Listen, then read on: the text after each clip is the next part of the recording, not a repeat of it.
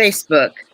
Welcome, welcome, welcome. Welcome to the Children of Promise Follow-Up Forum, National Council of Negro Women, Sacramento Valley Section.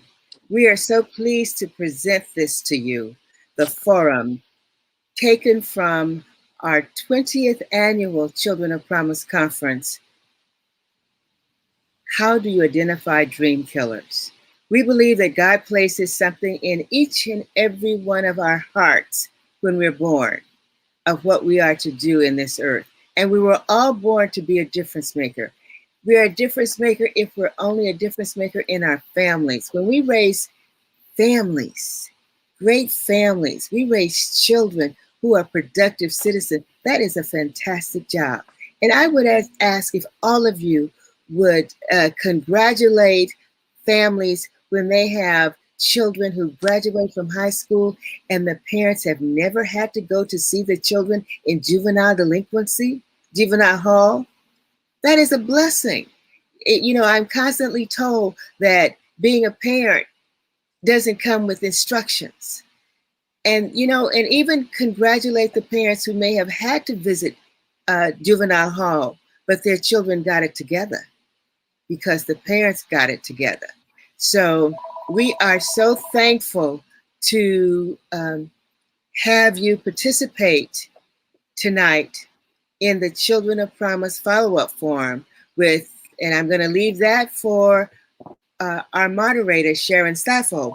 But I would be remiss if I didn't tell you who our sponsors are. We bring this to you sometimes 2 or 3 times a week. Well, no, not really 3 times a week, but at least twice a week sometimes. And you need to know who help us to do this. Our financial sponsors for the Children of Promise Forum are the underwriters are Pharma, Odette White Crawford, Alpha Kappa Alpha Sorority, Eta Gamma Omega Chapter, Ollie W. Watson, Maggie C. Temple, Leon and Della Johnson, and Dr. Hazel W. Mahone. Those are the people who finance the Children of Promise Forum and make it possible for you to be here to hear the Children of Promise Forum. I will now present to you our moderator, Sharon Sappho, MSW. Now, I always embarrass Sharon, and I will continue to embarrass her because she cares deeply about the welfare of children, of all children, but especially African-American children. Sharon is retired from Black families. What is it, Sharon? Black Infant Health. Black Infant Health. And I'm telling you, the reason that we jive together is because we both believe that it is in the parents doing what they should do in raising children that make the difference. She worked with parents. She gave them the skills, she gave them the resources to be great parents and to provide for their children. And that's the biggest reason I think that we get along, other than the fact that she is a person who you can depend on. She's dependable. When she says that she's going to do something or she agrees with you, it doesn't matter if you don't have a lot of people supporting you. She supports you and she will be there regardless. She doesn't stop supporting the effort because one person or 50 people didn't show. Sharon has been with me when nobody showed. We were there. And I appreciate that. And I tell her that all the time. I don't just wait to tell it on Facebook. I say it to her because it's important that we remind her. And I think she's gotten it through her head now that I'm not just buttering her up. I sincerely believe it. But she's a great lady. And now that she's retired, she's doing Black Child Development Institute. It's a national organization, and she's doing it for Sacramento County. And so you see, I tell the truth. I said she loved children. She's concerned about the welfare of children. She's concerned about the welfare of all children, but especially African American children, through their parents. And I present to you our moderator, Sharon Seifel, MSW, who will in turn introduce our speaker. Sharon Seifel. Thank you, Miss Whitlow. And yes, you always embarrass me, but I know it's for the good. And so I enjoy the work that we do. One person can't do it all. It takes a team of people. And as most of you know who know Miss Whitlow, she is a dedicated advocate of children and families and the community. So you'll see Amen. her more than you'll see me in the community. So I enjoy working with someone who has that spirit. So Amen. tonight we are in for a wonderful experience and an informational night with Miss Wonderful, and I'm going to say Sharon because her name is same as mine. Davidson is a native of Vallejo, California. She graduated from Vallejo High School, class of 1974. She pursued her higher education at Solano Community College, then transferred to Sacramento City College and obtained her AA degree in fine arts. One of her major accomplishments in life was receiving her Bachelor of Arts degree in communications from California State University of Sacramento, my alumni. Miss Wonderful has been a youth advocate for over 41 years. She is a Christian author, entrepreneur, poet, and CEO of the nonprofit Wonderful Unlimited Productions Incorporated and Who's Who in Unique Names. Her goal in life is to inspire our young children to believe in themselves, to bring a smile to someone who needs uplifting, and to always let her life shine for Christ. Please join me in welcoming Miss Wonderful S. Davidson to the Children of Promise Forum. Thank you. I am so delighted to be back again another year. Thank you, National Council of Negro Women, and to the Children of Promise. I'm just overwhelmed and excited to be able to share what God has given me. He gave me quite a bit, and I'm just going to highlight a little bit of it. And our subject is, how do you identify dream killers? Well, before I delve into my presentation, I wrote a poem a couple of years ago that was published, and it was called Dare to Dream. I want to share that with you first. Dream big, take a leap of faith, fly like an eagle. Be bold, be courageous, be fearless. Dare to dream. God gave you the intelligence and the insight to succeed in whatever you desire. Dare to be that mayor of that city. Dare to be the president of the United States. Dare to be an attorney, to be an engineer. Dare to be a doctor. Dare to dream. Be that shining star that stands out in love and peace. Be a lady. Be a gentleman. Dare to dream. Trials and tribulations will come into your life. However, keep on dreaming. The more you push toward your goals, the stronger you'll get and succeed. Don't let anybody break your spirit and intimidate you. Your ancestors have already paved the way for you. They endured pain. They were beaten. They were raped. They were lynched. Keep on dreaming. Keep on dreaming. Dare to dream. You'll make it. I wanted to share that with you because in this life, you will encounter many things.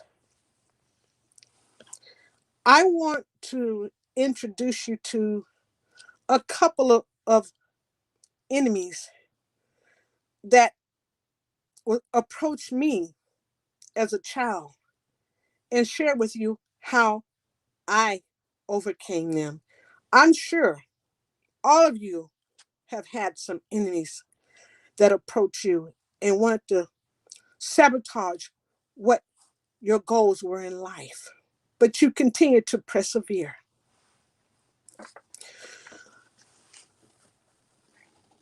God gave me a warring spirit before I even came here. So he prepared me for what I had to encounter. My first enemy that attacked me was the enemy of being a slow learner. I remember the day when the teacher spoke to my mother and told her that I need to be put in special classes. I felt a little bad about that because I didn't want to leave my friends. They said I had to go to another school. And no, um, I was transported all through the city of Vallejo from one school to another. I didn't understand why. And I remember I ended up in a class where there were children of all types of conditions, deformalities. And I began to emulate those formalities because I believed that I was a slow learner. Actually, they called me, I don't want to offend anybody, but they said that I was mentally challenged, a retard. And that was the first enemy that attacked me. It seemed like I was already set up to fall through the cracks before I even got here. And then another enemy attacked me, and that was Mr. Polio. He came into my life. Mr. Polio didn't want to see me make it. Then eventually they diagnosed it as hip dysplasia. Now, at that time, I was 9 years old. And so I had to have surgery at 9. I had to have surgery at 10. And I had to learn how to walk all over again. But I was pressing on because I didn't want to remain a cripple. I was determined that I was going to walk. Then here come another enemy. I call this one the Ms. So-called Christian lady. That was one enemy. Now, this Christian lady, we fellowship with her every Sunday, just about. Now, I was just a little girl. Can you just imagine this? I'm a little girl walking down the street, just happy-go-lucky, wasn't thinking of nothing, you know, looking at the flowers, just kind of daydreaming a little bit. Here comes this lady walking up to me, just standing in my face. And she said to me, you know, you're not going to make nothing of yourself. And I knew with that tone of voice, she was coming from the pit of hell. She was already trying to break my spirit from succeeding in life.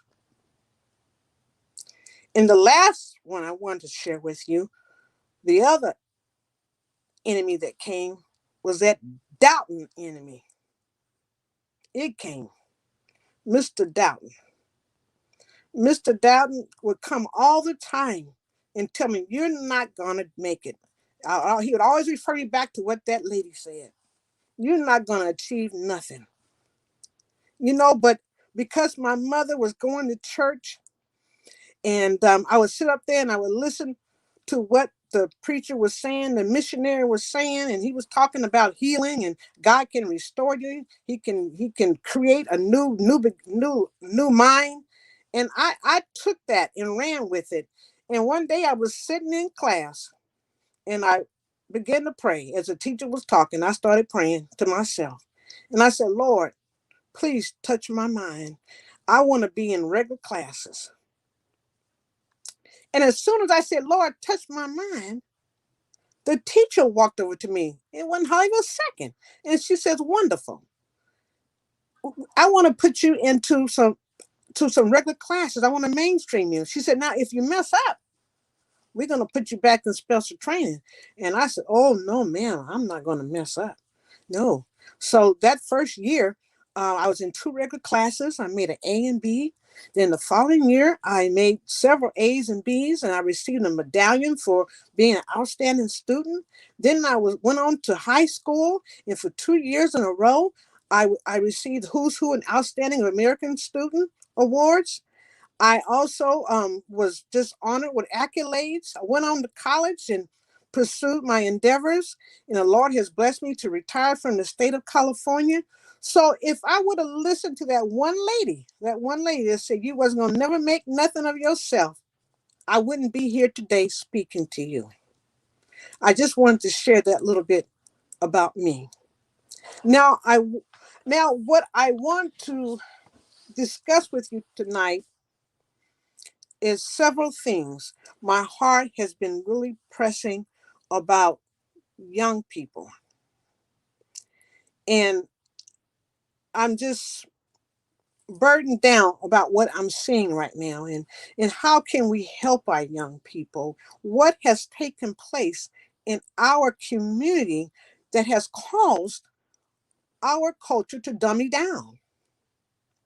You probably wonder, well, what do you mean about dummy down, wonderful? Well, let's just go back in time. We want to go back in time, and I want to do an assessment on this. I want to set a premise for where I'm going.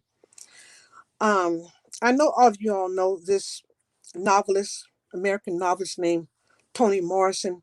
She made a statement in a newspaper called The Guardian, and she said that America is white and everybody else is hyphenated. Think about that. America is white and everybody else is hyphenated. So when I look at that, I see it as being superior and everyone else is below. So this is what we as a culture has been dealing with since the beginning of time, since 1619, the day we put our feet on the American soil. God, when he made us, listen to this, when he made us to be super strong. We are the superior. In actuality, we are.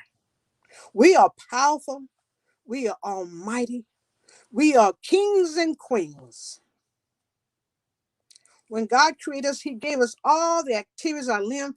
He gave us the imagination. He gave us the fantasy and how he wanted us to do things. And why do you think they called upon us? Why do you think they called upon us? Because of who we are. But do we know who we are? Think about it. When they came to this country, when they came here, they seeked out other help. But the people was too weak. The people was too sick. They couldn't handle it. But they had to go and bring people like us, the great artisans. Oh, we the masters at everything. At everything. That's the gift that God gave us. That innate ability to design and implement. That's what God did for us. But as time went on, 1863, slavery was abolished. And now we're here in the 21st century. And where are we at today? Where are we at in our mind? Where are we at? We should be on top of our game. We should be. But something happened. I'm going to go back to 1964. In 1964, I would say there was a mind shift in our culture. Well, what do I mean by that mind shift? Well, some of us, we began to really prosper. And when we begin to prosper, some of us begin to put God to the side. We had our credit cards. We could charge this and we can charge that. We could travel the world. Some of us could buy homes. Oh, yes, we were buying those Cadillacs, weren't we? I'm telling you, we were eating some good food, but we were gradually changing. And what happened to our community? Drugs came in, and then we had to bail our children out. Some of us lost homes. Divorces took place. Single parents. Incarceration increased. You know, and I thought about it. Just one second. Do you know that in the last 50 years, there have been more blacks killed than there were blacks lynched? That's something to think about. That really, that really kind of stuck in my head. Well, hey, what's going on here? Why are there more people dead? Now here we have advanced. When we were just plowing and cultivating the land and picking cotton, oh, we just were singing and praising God. We were just in our glory, I would say, because we were content. I would say we weren't actually content, but we were making do during that time. But we were praying at the same time we were singing, and we were keeping the faith. But as time went on, something happened to us, and I see us today as the walking dead. The Walking Dead. Think about it. I know some of you all have seen that show called The Walking Dead. What were they doing? They were trying to eat up each other. They were trying to eat up each other. And that's where we at today. We're trying to eat up each other. We can't all blame it on the system. No, no. I can't put it all on the system. No. We have lost our vision. We have lost our goals in life. We, I, I guess we forgot that we're kings and queens. We are royalty, but we're not.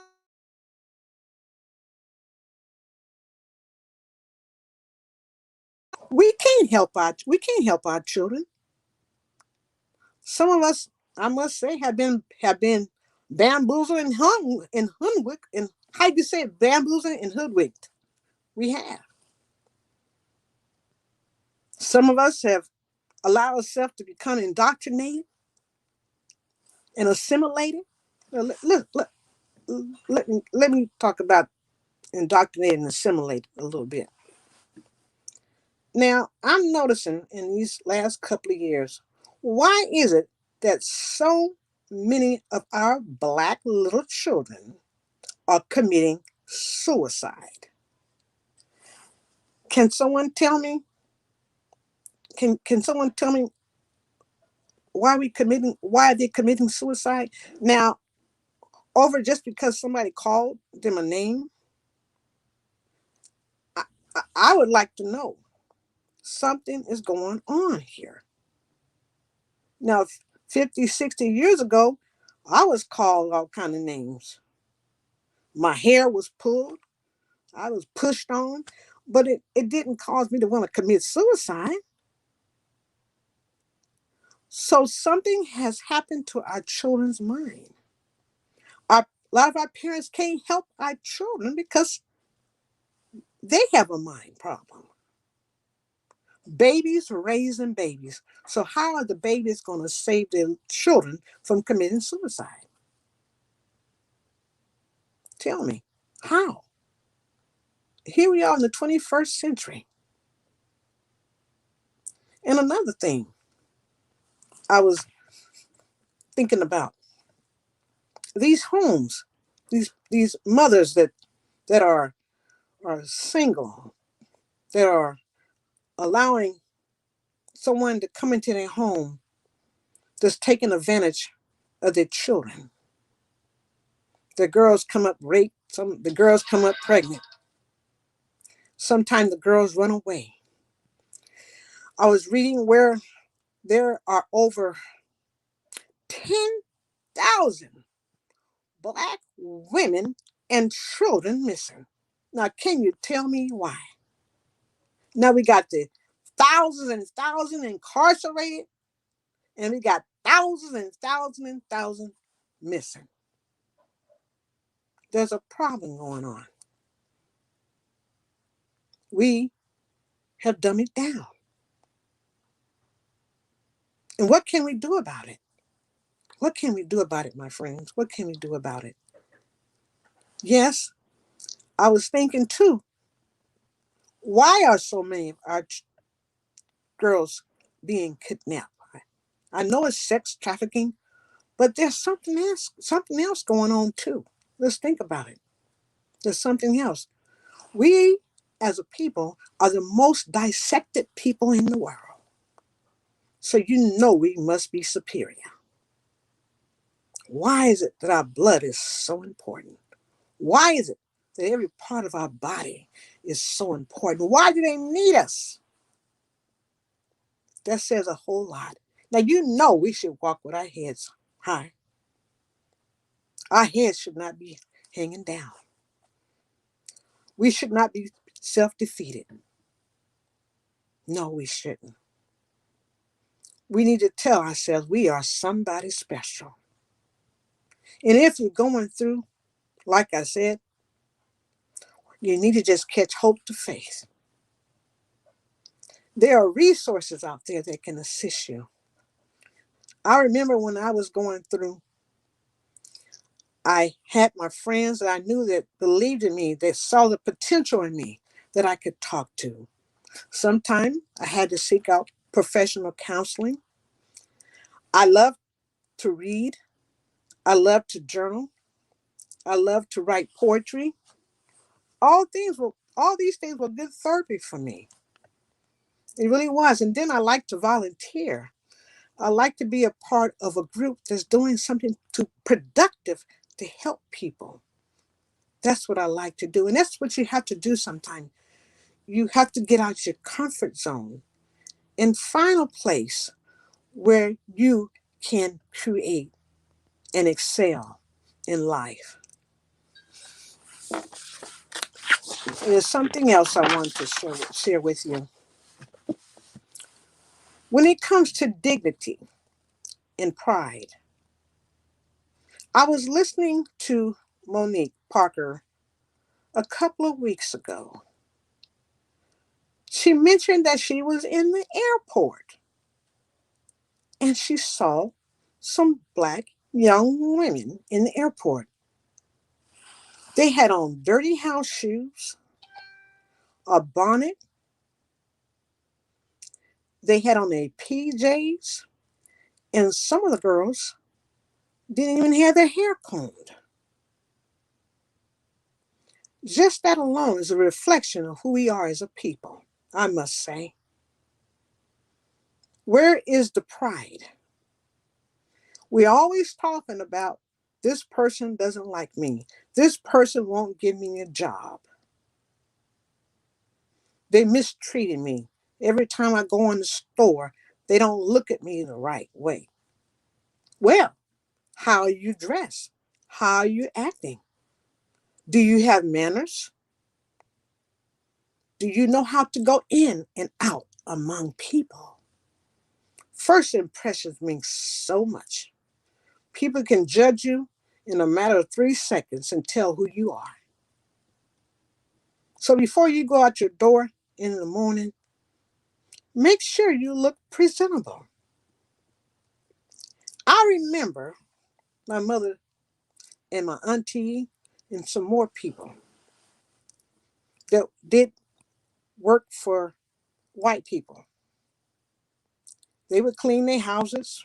Some people were janitors. Some people were shoe shiners and other jobs they did. But they did have dignity and pride. They were clean from the head to the toe. Their outfits were starch white. They had on nice stockings and nice shoes. Their hair was beautiful, immaculate. The men were clean. They were going to work. And that's for anything in life. You want to look the part. I was thinking too when I was living in the city of Atlanta, I was just so amazed at the black people and how they carried themselves. This was about 25, 30 years ago. I mean, the men and women, they just took pride in themselves. They were walking tall. Their hair was beautiful. They was dressed neat and nice. And then I worked in North Cross and I saw the white race. They were coming in at Sam's Club with their fur coats on. And I mean, everybody was just, acting the part. In Decatur, they may didn't have their furs on, but they were acting the part. So all I'm saying, even if you don't have it, act the part. That's all I'm saying. Act like you're a star. And maybe one day you will become a star. It's all in your attitude. It's all in your mindset. Let's see here. One more thing I must say to the parents. Stop giving your children nicknames that refer to animals. What kind of message are you sending your children? I would say you're an enemy to your children. You're setting them up for failure. You're causing them to have low self-esteem. You already causing them to defeat the purpose. Can you imagine saying to your child, come here, monkey. Monkey, do this for me. Monkey, do that for me. All day long, they hearing the word monkey. Now, when they're sitting down at the television and they see a monkey, what message are they receiving? You go to school and you look in books and you're reading about the animals in the zoo and you see a monkey. What message are you receiving? So think about it. Don't call your children animal names, any kind of name that is derogatory. You want your children to succeed in life.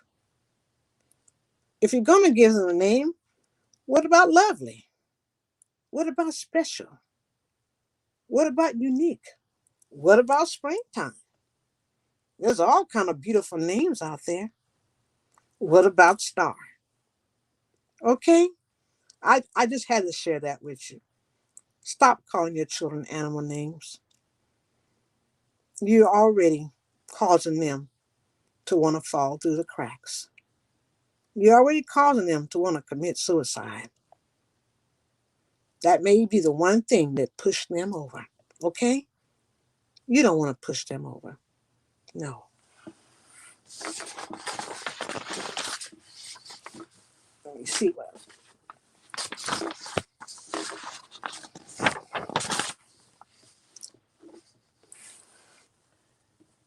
We have adopted the same attitude as the white culture when it comes to dealing with our mental and physical health. We resolve our problems a lot of times by asking the doctor for prescriptions. I'm guilty of that myself. Okay? I was just thinking about our ancestors. What were they doing to help resolve the issues they were going through? What were they doing? Did they get addicted to certain pills? Let's think about that. That can be an enemy too. Pills can be an enemy. Addiction. Addiction is killing a lot of people. It can cause all kinds of side effects. It really can. You can have liver problems, kidney problems. I know there's a more natural way of taking care of ourselves, and many people are doing that today. They're going the natural way. I know since this COVID, I've been trying to do better myself. Doing research on the internet, learning about herbalistic things. And this is what we have to do. We got to go back to the old remedies that our ancestors had. That's what's going to help us to get through.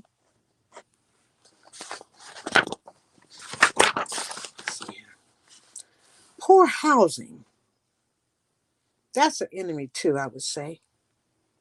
Our mothers, they're weighted down. They're stressed out. They want to get out of the slums. They don't want to be there. These houses are contaminated and infested with roaches and rat feces, infested with gangs, warfare. They don't want to be in that. But because of circumstances, we refer back to the system, has caused them to be there. Let me see.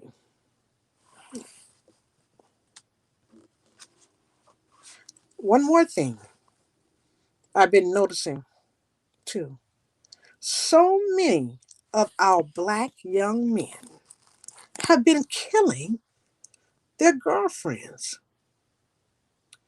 Their girlfriends are pregnant and they're killing them. Do you see what I mean when I say dumb it down? Babies having babies?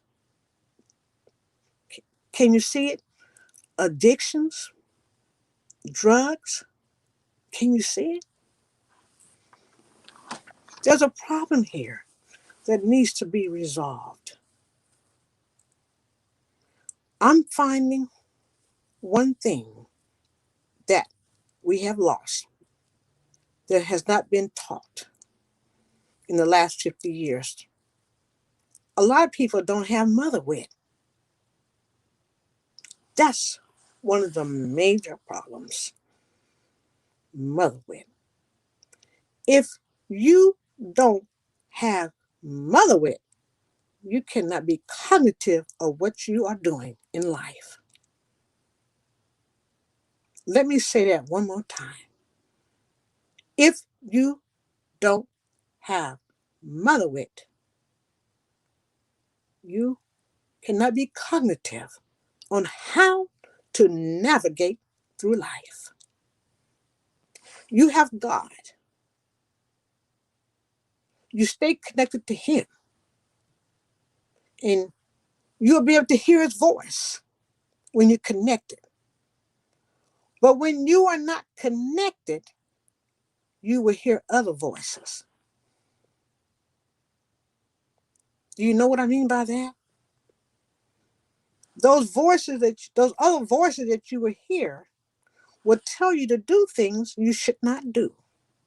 They will cause you to fall, to cause you to end up pregnant, to cause you to go to drugs, to cause you to associate with the wrong people. You need to have mother wit. How do we gain that mother wit? Somebody may ask. Well, I received mine from my mother. She had a strong mother, and her mother had a strong mother. And so she was able to share that knowledge with me. I remember one thing she told me. She says, "Wonderful, you can't do what those people do because you won't be able to get away with it." And I understood what she meant. See, that's the problem there, too. Our children are trying to do what those children are trying to do. See, they get through the maze, but we get caught in the web. We get caught in the web, and then we can't get out unless someone comes and rescue us. And it seems like in this day and time, nobody's coming to rescue us because we all just about have dumbed it down. I want to be honest with you. Some of you all may get mad with me. That's okay. We've dumbed it down in our families. We've dumbed it down when it comes to our jobs, and we definitely has dumbed it down when it comes to church. And what do I mean by that? The church, the church is a place of hope. The church is a place to help build your self-esteem. The church is a place for resources. The church is a place for empowerment. The church is a place to guide you and direct you. I'm going to give you one example. My mother came here to California in I would say, the 40s. During the 50s, she was having some challenges. Her pastor saw that she was having challenges. Listen closely.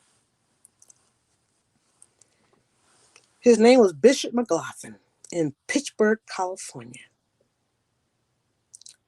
He saw that Mother needed help. He went with her. He went with her to the Department of Social Services, and he advocated for her. Did you hear what I said? He advocated for her. We need advocates in our church. We need someone to speak up for us and not be fearful, to want to mediate or to help someone that's going through. I don't hear of many resources much anymore. Most of the time when I'm talking to people, they say that they don't have nobody to talk to. I remember I was watching the comedian Cat Williams, and he said, you go to church, you're at a concert, you hear the word, but if you want to get some counseling, you got to meet out the parking lot. And that appears to be what it is these days. You got to meet out the parking lot and talk about your problems. But it wasn't always like that. That is so sad. That's how come not too many people going to church. That's how come we losing so many young people. They don't even know who to turn to. They don't. They used to be able to turn to somebody at church. We had our mothers. We had people we could believe in. But because of the negativity that has taken place, that is just on social media and everywhere, everybody's afraid. Everybody is scared. They don't know who to talk to. That's fear.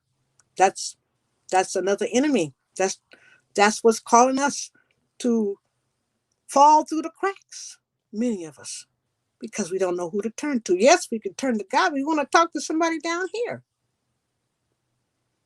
Let me see, what else can I share with you? Our girls joining gangs. Our girls intimidating other girls. I spoke to someone that worked for a school district, and she mentioned to me that girls are going into the restrooms and jumping on girls, trying to persuade them to do things they shouldn't do. That's a problem. We have dumbed it down. That's a problem. Another enemy that I've recognized is social media. Are we paying attention to what our children are watching? Are we looking at what they're watching at? Do you know that advertising and marketing, they create everything to entice us, it appears to be. When it comes to a lot of negativity, when it comes to the dark world, it appears to be focused on Black people, minorities. Why do we have to be shaking our booties? I'm being honest. Why? Why do we have to wear skirts so short that you can see our private parts? Why? Why? Tell me why. That's another enemy to me. They are trying to entice our children. Girls to be more masculine and our boys, little boys, to become more feminine. How are we going to have a strong race? How are we going to become whole again? See what I mean about dumbing down? Do you see how is this gonna happen? We have health issues. In some states, there many people don't have health insurance. And if they want health insurance, they have to work. So that's an issue. Another issue when it comes to the enemy, we have to be aware of these teachers too. I'm going to say that. Someone told me, I've been really searching out here and asking questions and doing my surveying, that they went to school one day, and because their bangs was laying a little bit over their forehead, the teacher did not like it. You know what she did? She came over to her. She took some spit, her own spit, and wiped it on her bangs to try to lay it on her forehead. That was an enemy. I asked that person, how did you feel about that? What did you do? She told me she was very hurt, very offended, and she was angry, but she did not respond the way she wanted to. She walked out the classroom. And another time, this person was in elementary school in the second grade, but she was highly intelligent. She wanted to go to the next grade. She could basically skip 2 grades. She had her mother to talk to the teacher about, you know, put her in the next 2 grades up. The teacher would not do it. So at this time, parents, if you're going through that, you really, really need to push for your children and advocate for them. If you got to write letters, whatever you have to do, make sure that your child is getting the proper things that they need in life to be successful. If they need to be in 2 grades up, do what you got to do to getting those 2 grades up. Okay? Let me see what else.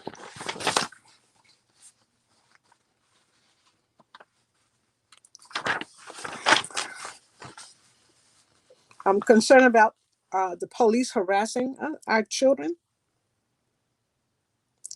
And I would like to advise the parents.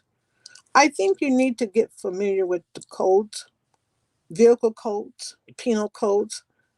I think just like your children learn, you talk to them about how to drive, and they got to be able to pass the DMV test to drive. I think you need to introduce them to the vehicle codes, the codes that they need to know, because maybe that would keep them from being brutalized by the police, because it don't take very much. Even if you're doing everything correct, you have your tags, everything's up to date, your tail lights is okay. In this day and time, it seems like it doesn't matter. But if you want to help your children, you want to save their lives, go on the internet. I looked on the internet, and everything you need to know about the penal codes, vehicle codes, all that is there. Start with them now while they are young, so it could be already imprinted in their brain. Okay, because you're preparing them for the future. You want to see them succeed in life.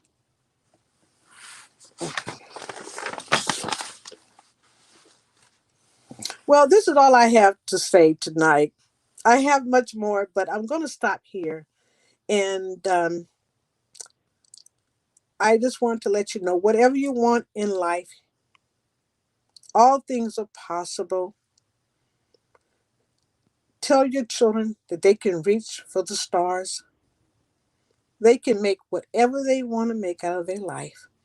They put God first in everything, and He will help them to achieve their goals. God bless you. Thank you so much for that informative presentation.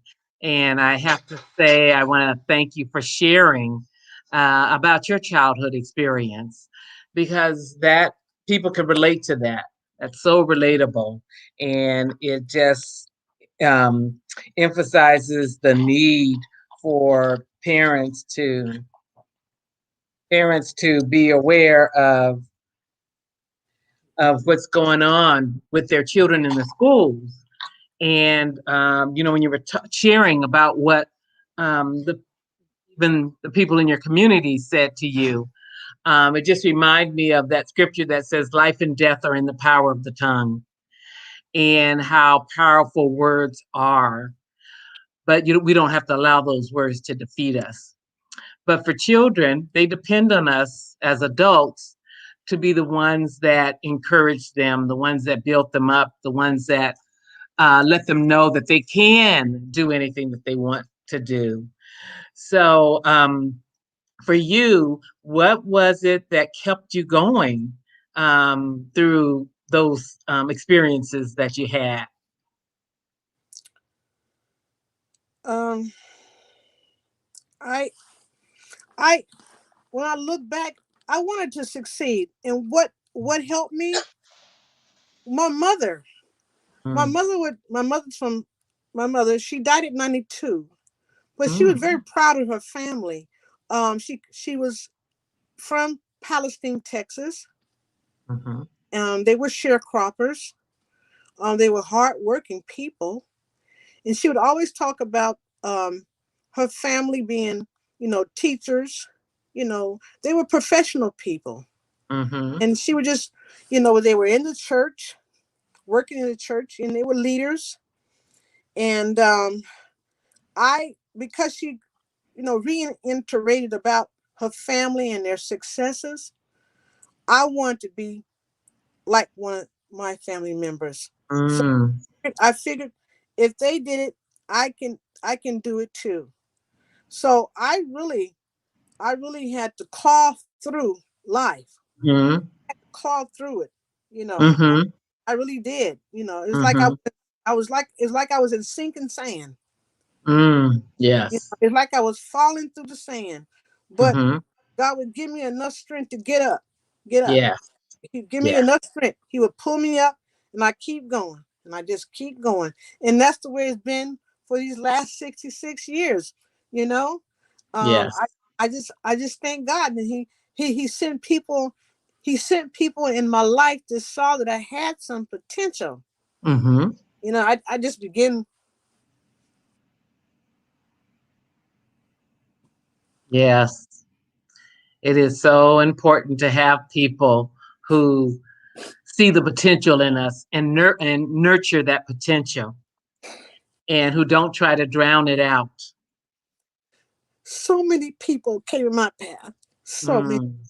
So many people. I thank God for my enemies. They help me Mm-hmm. too. Mm-hmm. I thank God for them too. Mm-hmm.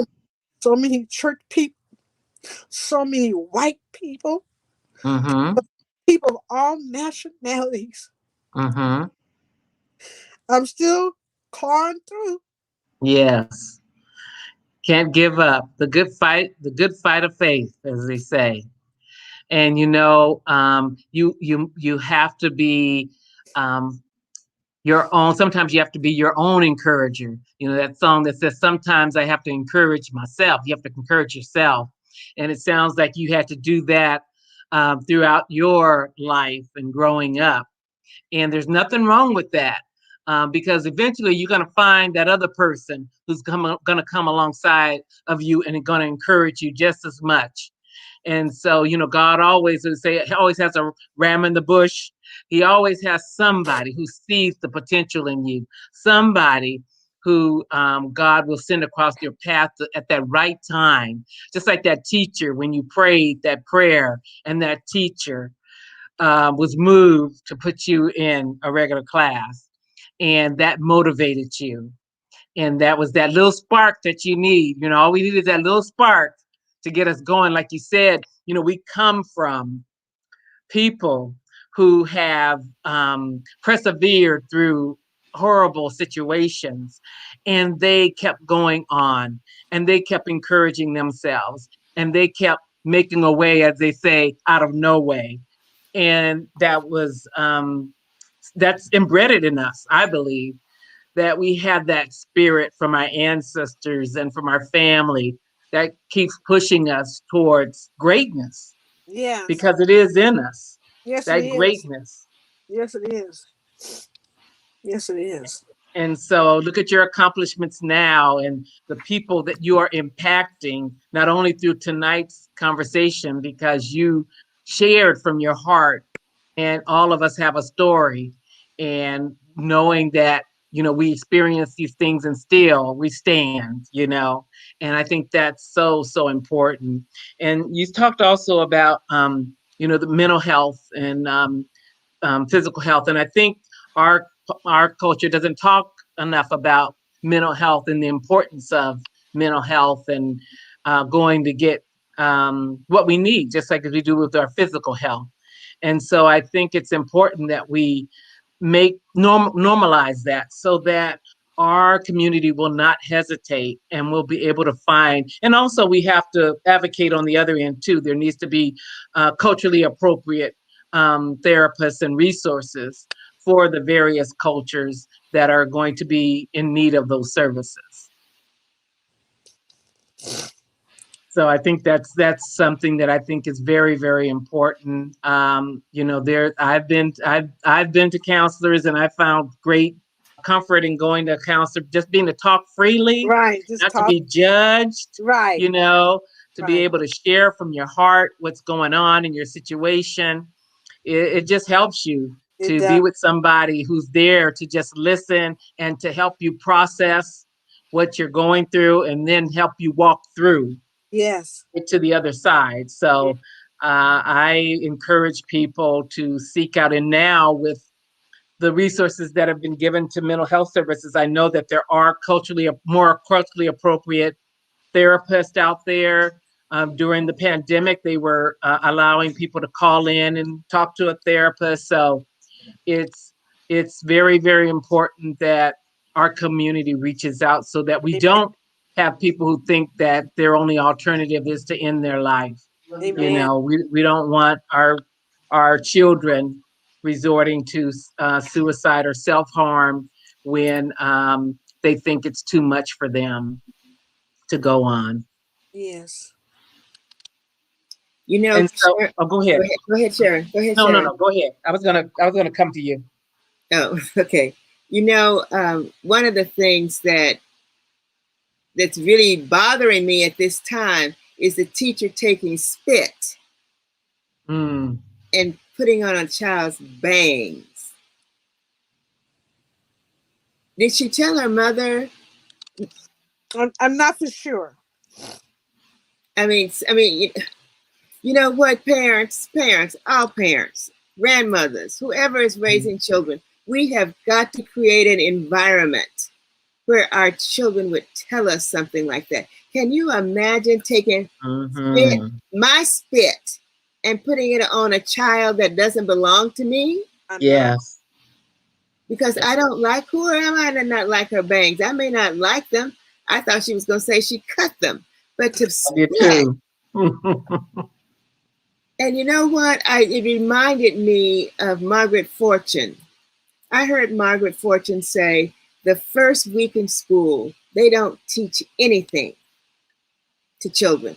They let the children be comfortable with them, Mm, setting up the expectations of Mm-hmm. what is expected of them. Because she says that once they know the rules, once they get to know the teacher and the teacher's heart and what the teacher expects of them, then they can learn. amen. And parents, we have got to create the same situation with our children. I mean, it's just not caregivers, since so many of our children are in foster care. We've got to create the same That's situation that right. our children can Mm-hmm. tell us anything.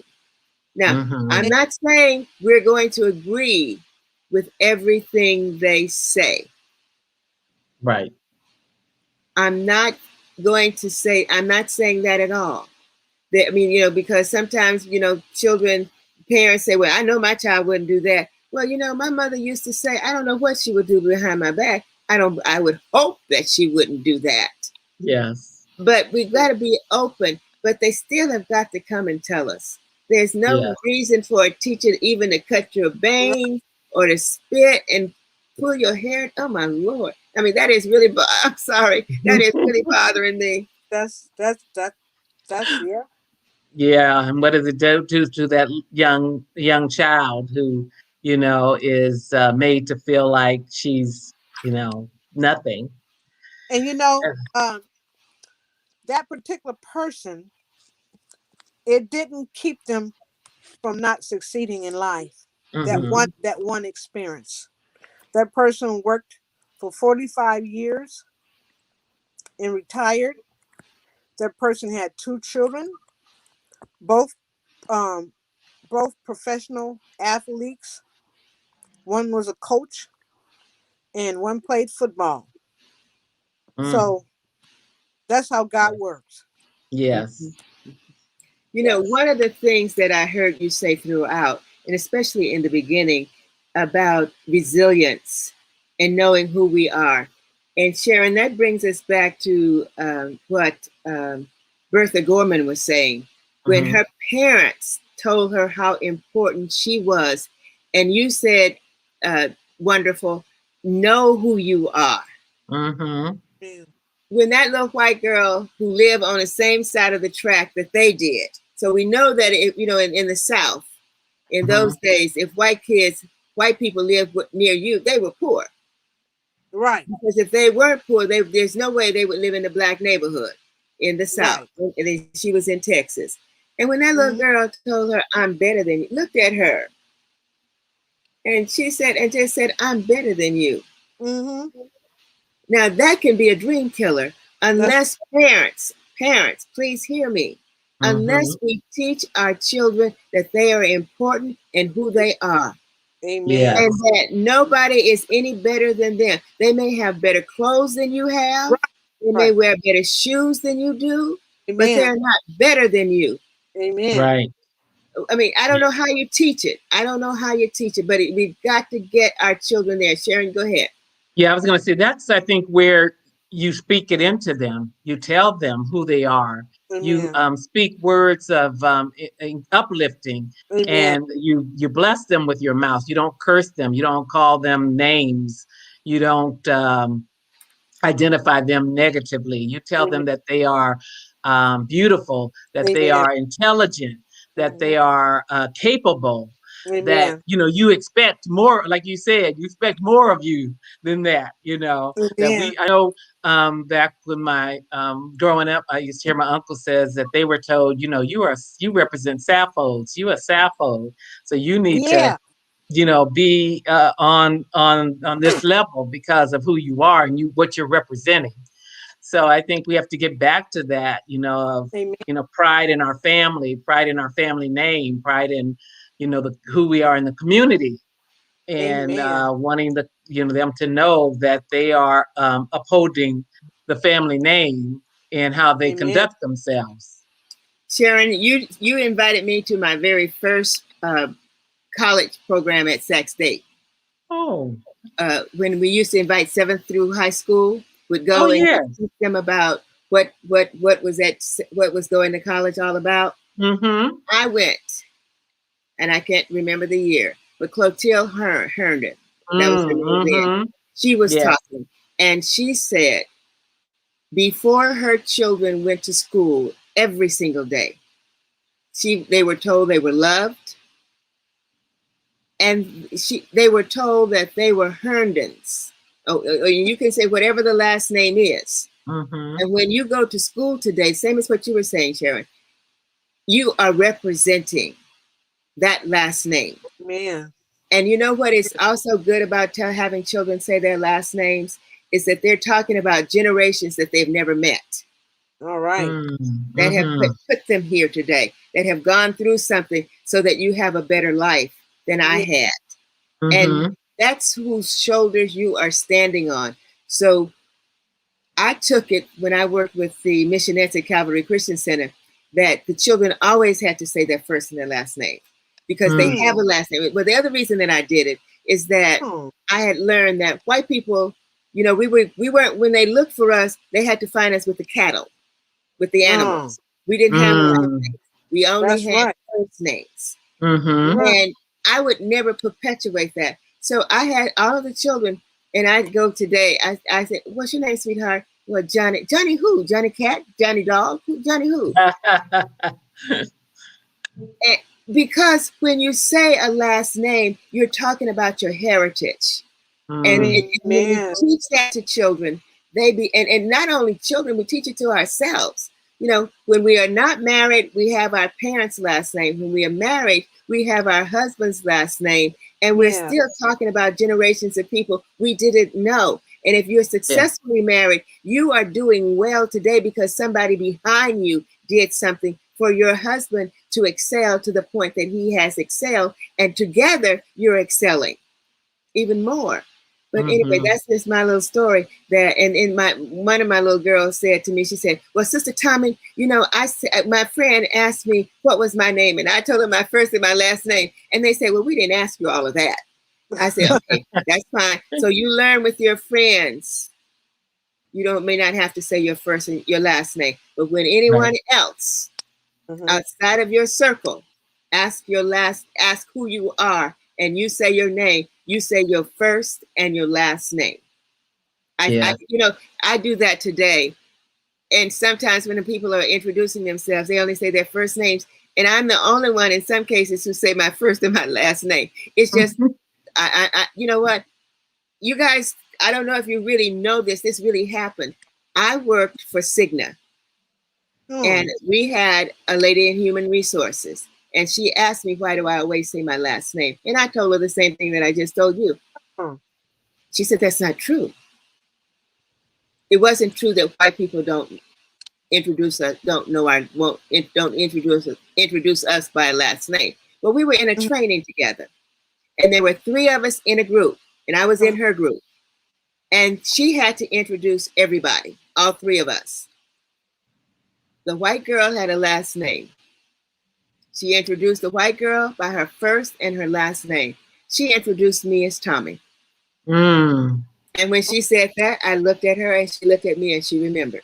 Mm. Oh. Powerful. We have last names. Yes. And we're not girls when we become older. Amen. Yes. I mean, Yes. but Yeah. we teach our children, and you know what? And we don't get angry and beat somebody up because they call us a girl or because they don't respect our last names. Amen. We Yes. deal with it, but we Amen. do not beat them up and get suspended from school because of it. Right. Amen. I was going to say when you were talking about the name, and I know Wonderful talked about not calling our children animal names. Yes, yes. And I remember one of my cousins, she's a teacher, and so she was doing the roll call, and the child used his he used his what do you call it when he nickname. He really didn't even know his real name because Oh, everybody called him by this nickname. And mm, so she had to tell him, no, your name is, and this is what we're gonna call you. But that's another one. It's not, they weren't calling him by an animal, but it was a nickname that everybody called him. And it's okay, like you said, in the community, it's okay with the community and your friends to right, go by your nickname, but you need right, to, what do they call it? Switch, know to switch right, when you're in the appropriate places. right, Well, you got to Um, know that real name. I told you guys right. once before about a preschooler. My friend was a mhm, preschool teacher in Menlo Park, and she Uh-huh. had this little girl, and the little girl was withdrawn, and she was calling the child by the name that she had on in her roll, mhm, and the child mhm, did not recognize that name at all. So Oh, what she did, she went to the parents to the little girl's house, and uh-huh. she was talking to the mother and said, we call her, and she, whatever the child's name was, she said it. And the mother looked like, you said, you talking about old pig feet over there? What? Pig feet See was what there? they called her at home. oh, And they What? had wow, never called her by her name. So she Oh, wow, did not know her name. So no. wow. family, let's make sure that we are not What? raising children who do not know their given name. Not Oh, Yes. only their God. first name, but their last names. Because Sharon, you can testify to this. When I was told about why we have 60% of our children, African American children, once they get in the system, social services, child protective services, that they stay. Now Yes. it's hard for me to believe. I mean, I understand the statistics, but what the reason they said it was because the children did not know an aunt or an uncle that they could go to try to get someone to take the children because they Oh, prefer social services, child protective services, prefer to give the children to a relative rather than to an outsider. It was really hard for me to believe that Yeah. children. I think there's other wow. dynamics to it because there is some cultural biases. I think they're dealing with it a lot different where relatives, have to go through a lot of hoops. Uh-huh. Oh, Even though they may have been appropriate relatives. But if you didn't meet the hoops of the system, then you weren't getting the child placed with you. And Okay. so, there's a lot. That's not the only thing. There's a lot that goes with it. All And right. so I oh, know there's been efforts to change that and make it so that our cultural norms become acceptable, and they are mm, acceptable. And so Yeah. understanding them and knowing that, this child will thrive in a home of a relative that may not be like the home that you grew up in if you're a white yeah. social worker coming into a, uh, Mm. a home of a person of color. Thank you for sharing that. I will not use that because I mean I have just been baffled by that ever since I was told that. I mean it's like how can that be? How can that Hmm. be? That you Hmm. can't find anybody by the last name. So anyway, Yeah. Yeah. Mm. wonderful, wonderful, Davidson. You did another outstanding job. Thank you for bringing a lot of things to our attention, and thank you for telling us that we are somebody, letting us know that we're special people. We have endured a lot. Yes. We would not have, my grandmother used to say to me, I don't know how this generation does things. You're not worth the powder and the lead that it takes to blow your brains out. Because we had to do so much when we were your ages, we were rolling logs. They did the hard work in efforts to see the fruit of their labor, which was more opportunities for their children.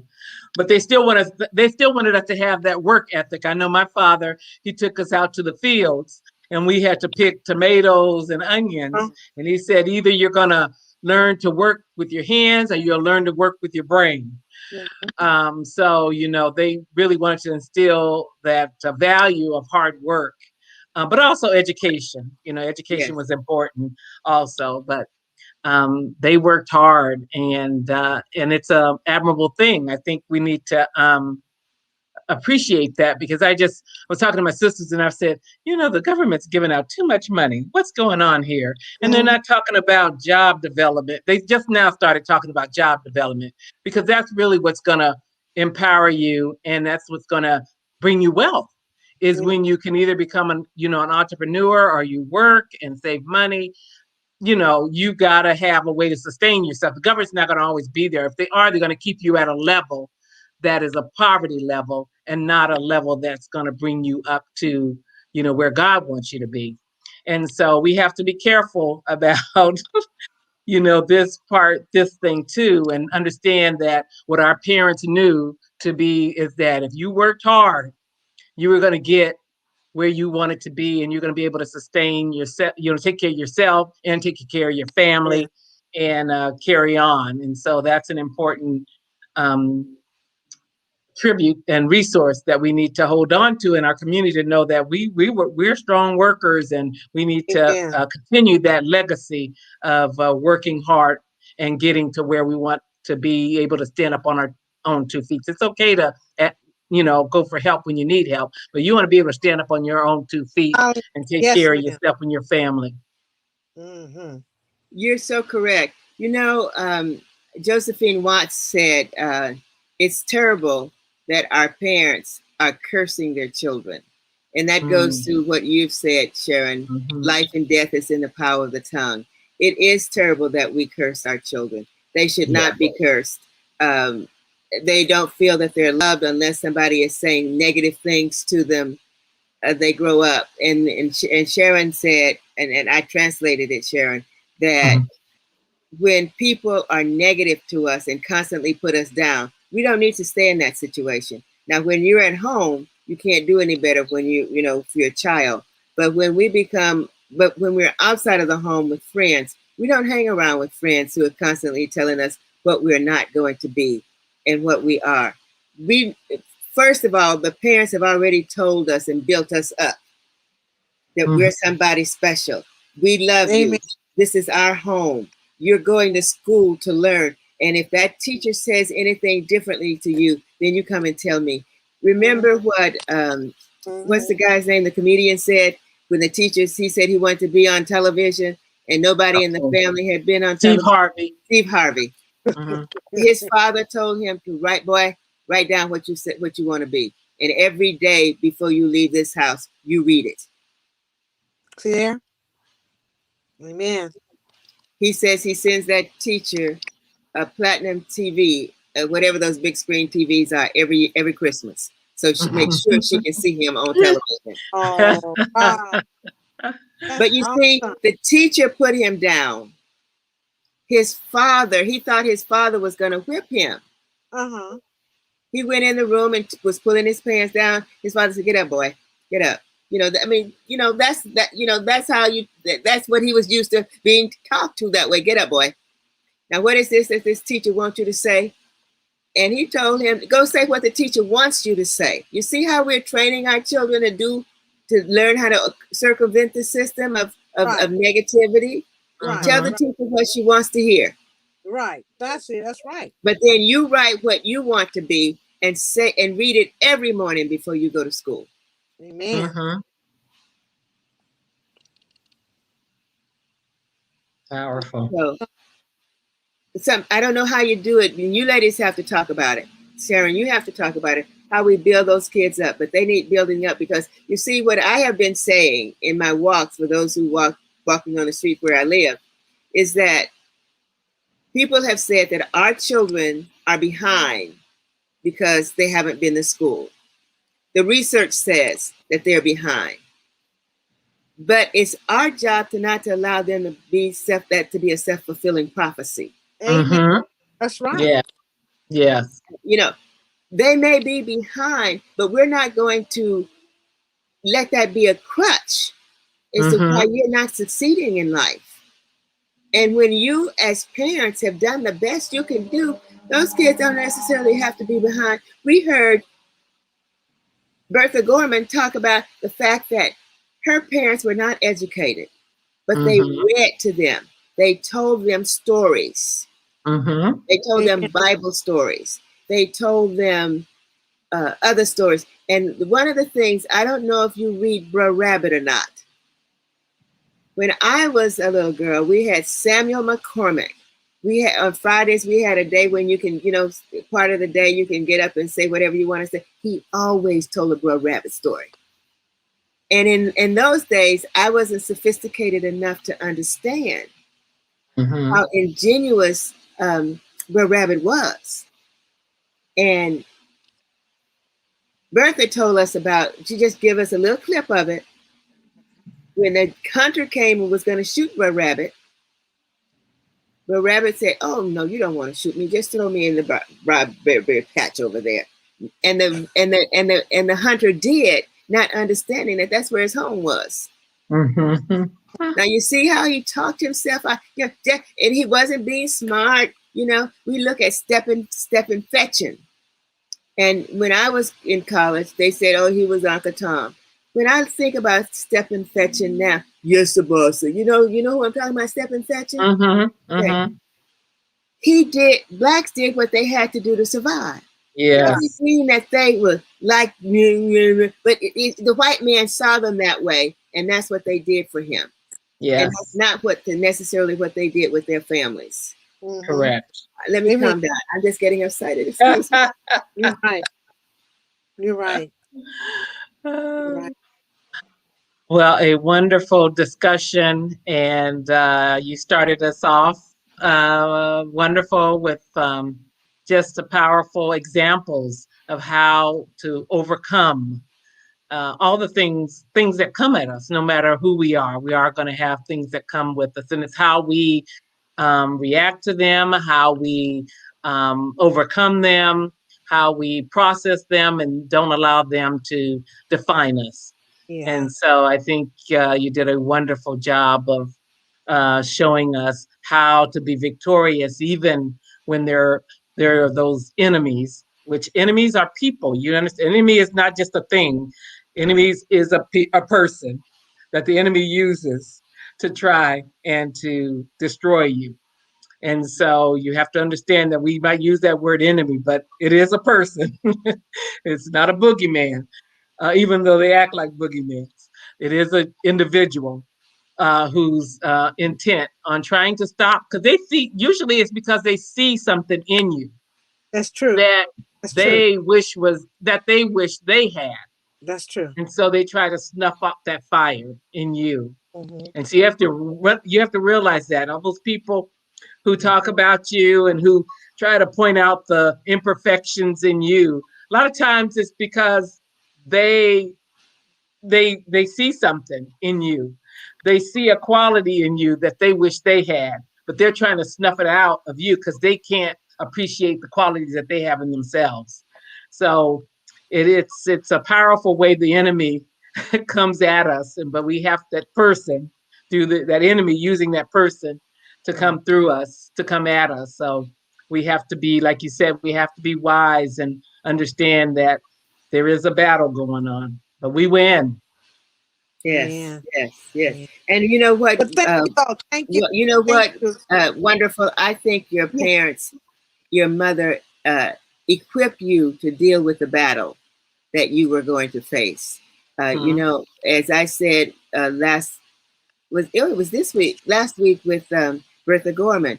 Her granddaughter didn't just become a poet laureate because she was good and she went to Harvard and she became a poet laureate because of what was put into her by her Amen. mother, her grandmother, and her father, and the environment that she was raised in.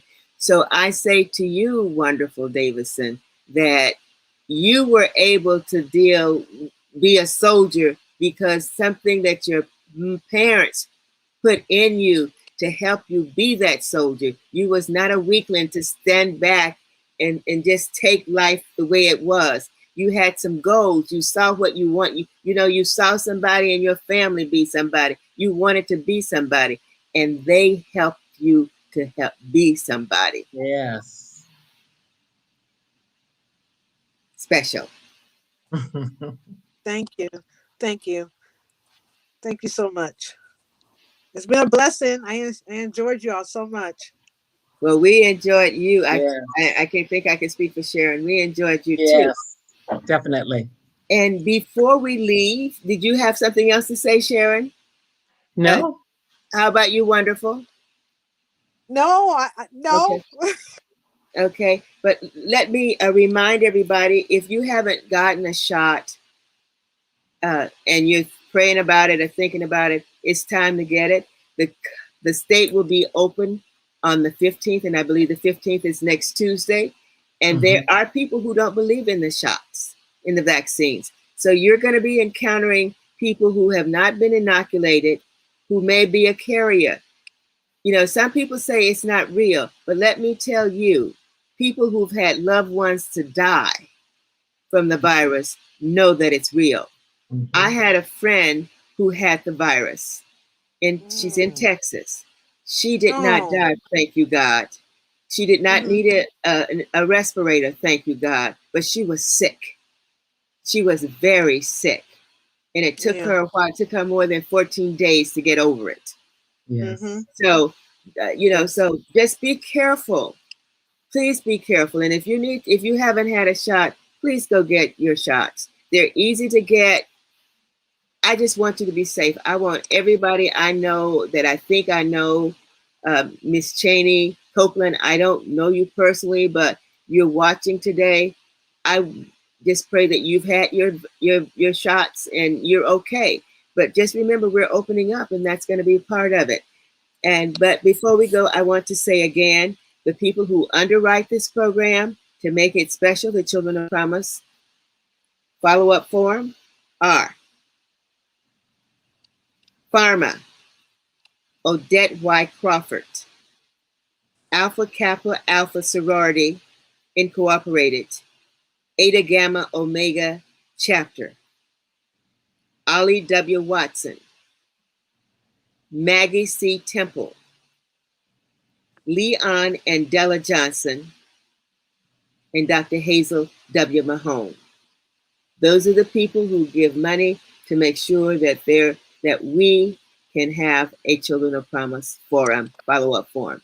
So thank you very much for listening. All of you who came to hear us. We will be doing this again next month, July the 8th. It will be Margaret Fisher and Alicia Nori. Is that it? Is that how you say it, Sharon? Yeah, I believe so. They will talk. They will be here to talk to us. Sharon Sifo has done a phenomenal job of getting speakers this time, and we will have our 21st annual Children of Promise, October 23rd. So mark that date on your calendar, October 23rd, and it will be a virtual conference again.